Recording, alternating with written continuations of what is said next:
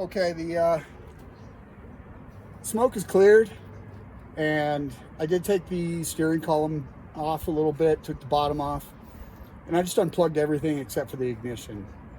There's a good chance there's plenty of shorts from turn signals and whatnot in all that wiring going up into the column. So now it's all unhooked. Maybe we won't get smoke this time, and we can focus on trying to get that key to turn. That ignition kind of locked up on me last time, and I couldn't turn the ignition. So I'm going to reconnect the battery, give it a visual once over, and make sure we're not smoking again, and see if we can get this to turn over. See if that security system will allow it to start. We'll try to start.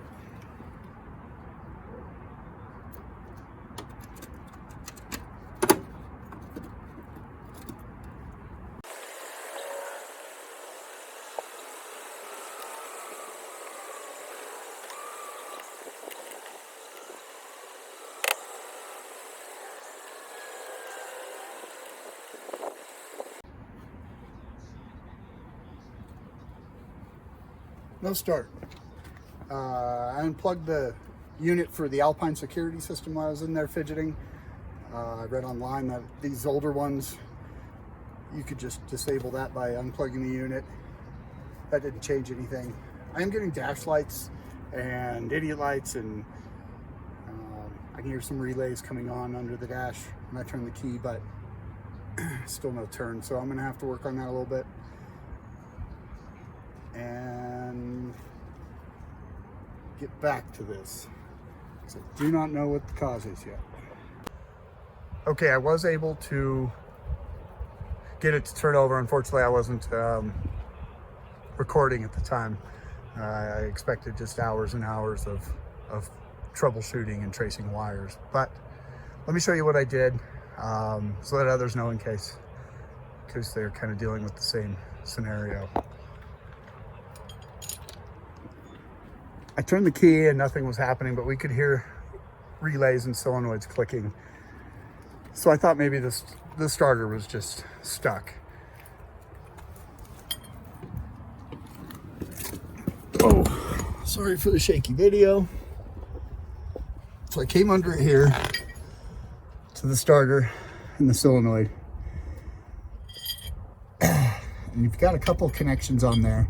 And one of them is going to be your ignition, and one's straight power from the battery. And then the other wire actually just goes internally to the starter. So I got a big wrench, looks to be a 15/16, almost an inch. And I shorted over the ignition to the actual starter to give it power.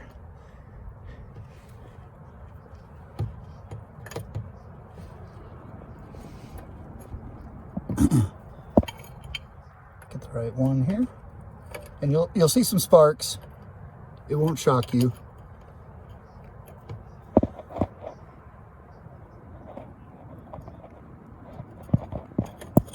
I do have the wrong one. Okay. See the sparks, and you'll hear a crank.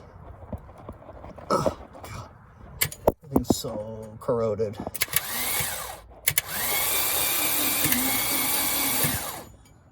So after doing that a couple of times, just letting it crank, I got lucky.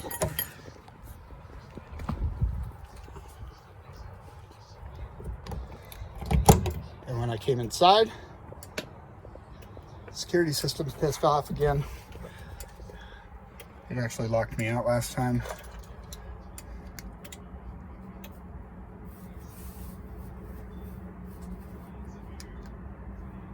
Sorry, I'm trying to get the little red light to stop flashing.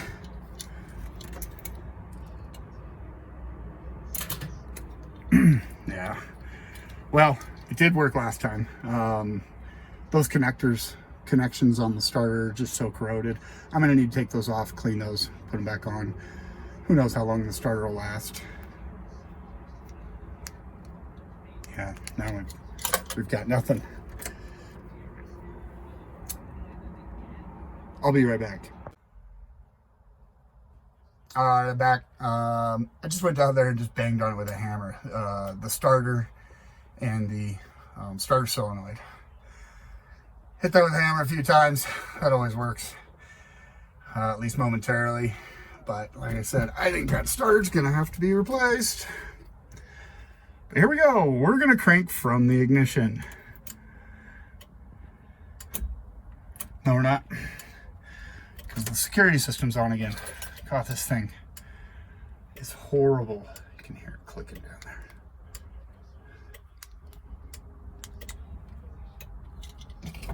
What in the world? You won't leave me alone. It hates me. There we go.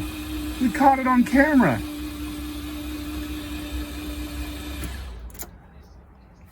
Bunch of good revolutions out of that by now. We got all that oil.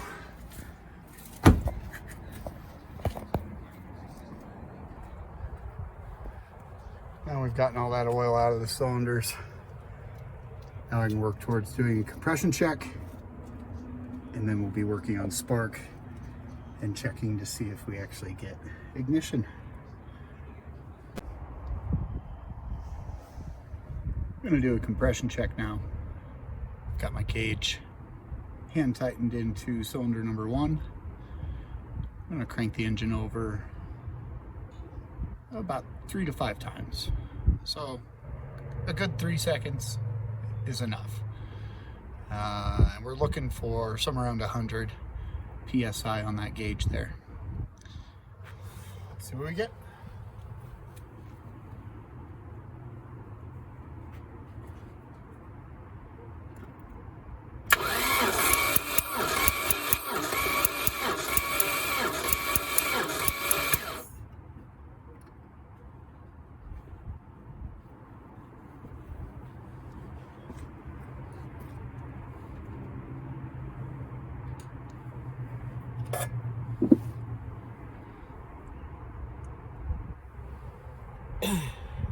That's not what I expect to see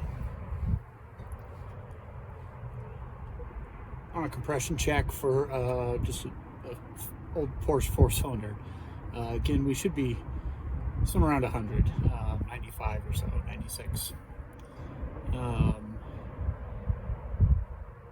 It would be bad if, it would be really bad if we had no compression or very low numbers. Extremely high numbers are hard to explain. We clearly have compression, but I don't understand this number of 275. I'd have to do some research and figure that out. But let's just check all the cylinders and make sure that none of them are low numbers.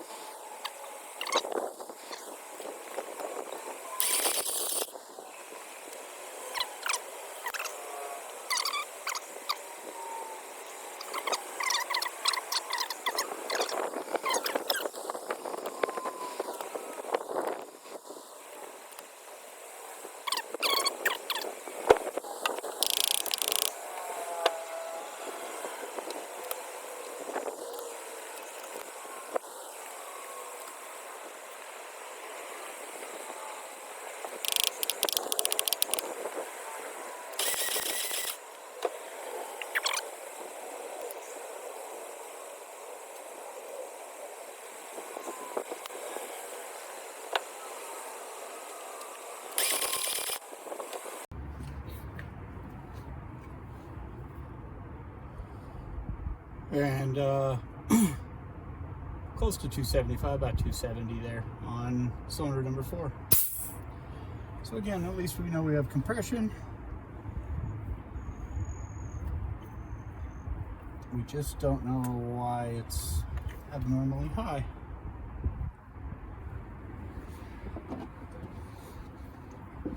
Next I want to check spark, next in line. And I'm just going to check and see that we've got spark coming from the coil. And I'm going to use one of my favorite little tools to keep on hand. And this just lights up when power runs through it. So you'll see it flash. Let's run that there.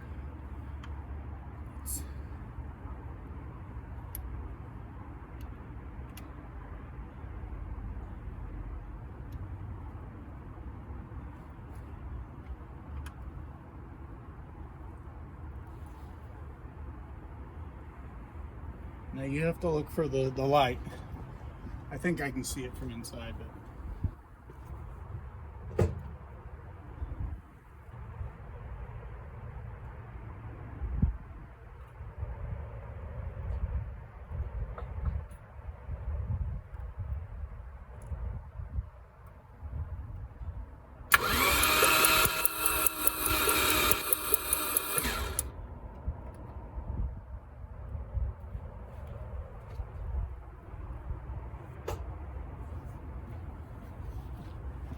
I could not see it light up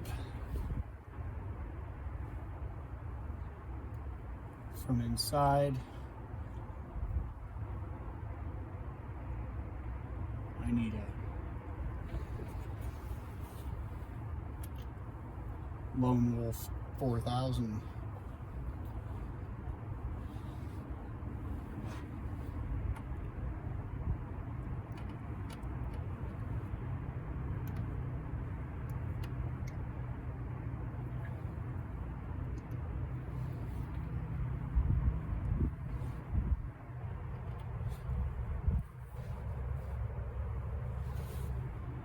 Maybe that'll be better.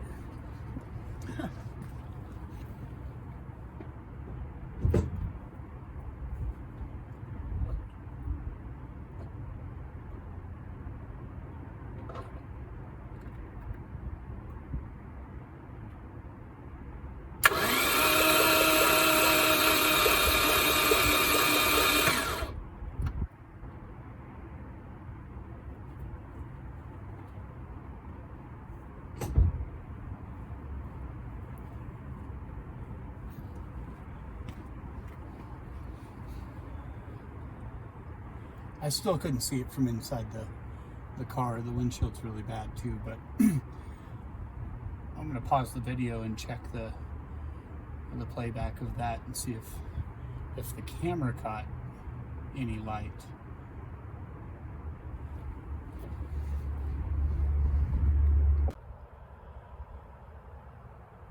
Just watched the playback and zoomed in on the test tool there, and there was light flickering with each impulse there, so that's great.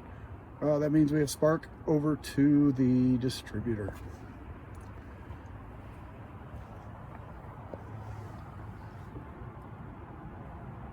Next is the fuel system. It's really the last thing before we get to it's big day and we try to test start it. So I'm going to jump online and order a rebuild kit for this.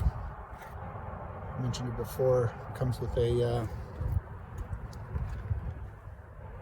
a new diaphragm and some new washers and seals and everything. So I shouldn't have to worry about any fuel leaking from the unit anyway. The fuel lines, they look cracked, but the fuel line is actually inside of that. Same with these. It doesn't mean they don't leak in there.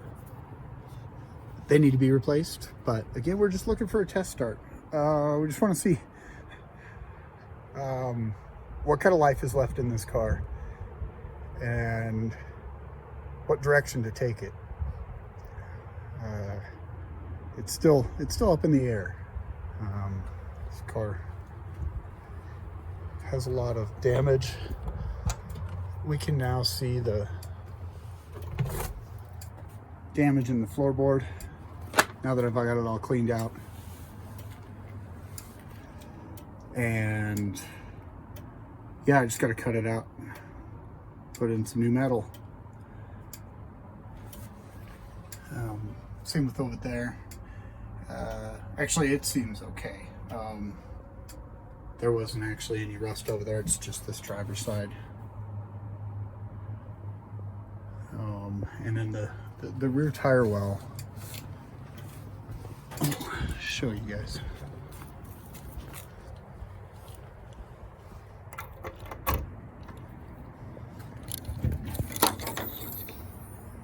The rear tire well has a gaping hole. And I thought it was just really bad rust. But that damage doesn't look caused by rust. I'm not sure what would cause that, to be honest. There's no rust down in the wells, which is fantastic for a car that has rust elsewhere.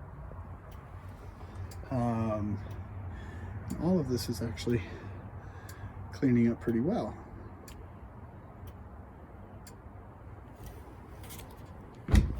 See, we got the top off here.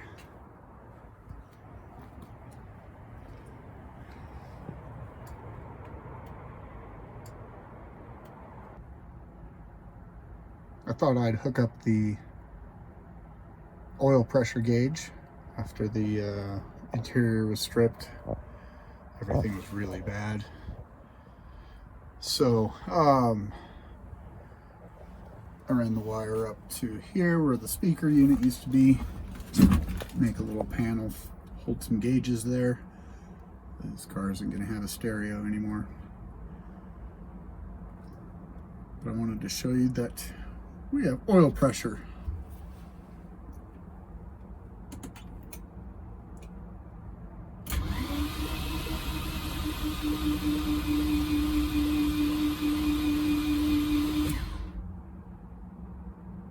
That was 5 point something, which is fantastic. That means another system online that checks to be okay. I also unhooked the security system down here. I think this one is an older model that you can just unplug and away you go. I haven't verified I still have spark after unplugging it, but we will see if you can still start the car with it unplugged or not. That's all for today. Thanks again for watching, and stay tuned for the upcoming Will She Start?